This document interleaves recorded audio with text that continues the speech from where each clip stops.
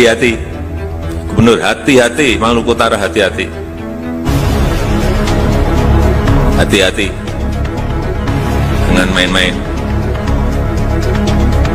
Karena pertumbuhan ekonomi di Maluku Utara itu 27%. Sudah tinggi sekali, paling tinggi di dunia di Maluku Utara itu. Nggak percaya, cek mana ada pertumbuhan ekonomi sebuah provinsi 27%. Karena apa?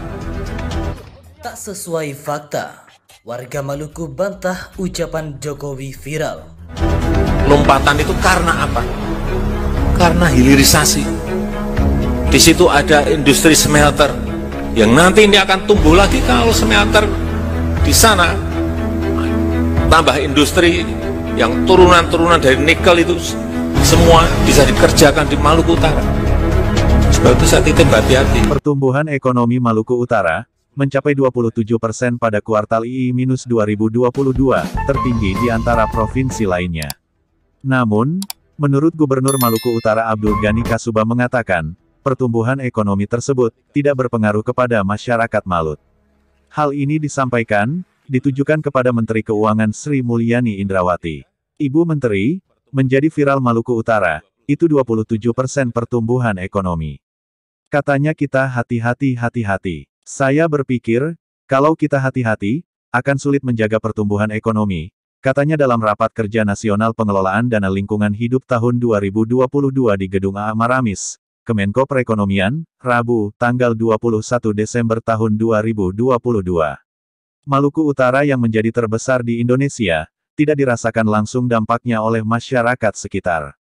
Pertumbuhan ekonomi tinggi, sebenarnya masyarakat tidak menikmati apa-apa, ujarnya. Sebelumnya, narasi pertumbuhan ekonomi Maluku Utara mencapai 27%, disampaikan oleh Presiden Joko Widodo, Jokowi. Menurut Jokowi pertumbuhan itu tidak terjadi di negara manapun. Contoh di Maluku Utara, dengan Weda Bay, pertumbuhan ekonomi Maluku Utara, sampai angka 27%. Nggak ada di dunia, bisa provinsi tumbuh 27%, katanya dalam acara Nusantara Bersatu, dikutip dari laman YouTube 2045 TV, Sabtu, tanggal 26 November tahun 2022. Jokowi menyebut, capaian itu berkat kehadiran industri smelter di sana, sebagai wujud hilirisasi, yang dijalankan pemerintah dalam beberapa tahun terakhir.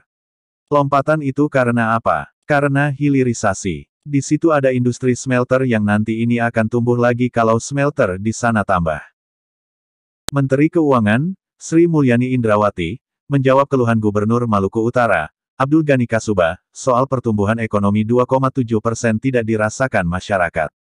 Sri Mulyani mengawali jawabannya dengan menjelaskan, maksud pesan hati-hati Presiden Joko Widodo, Jokowi, kepada Gubernur Malut. Menurut Sri Mulyani, maksud pesan Jokowi itu adalah, pertumbuhan ekonomi yang tinggi itu, dijaga agar tidak turun.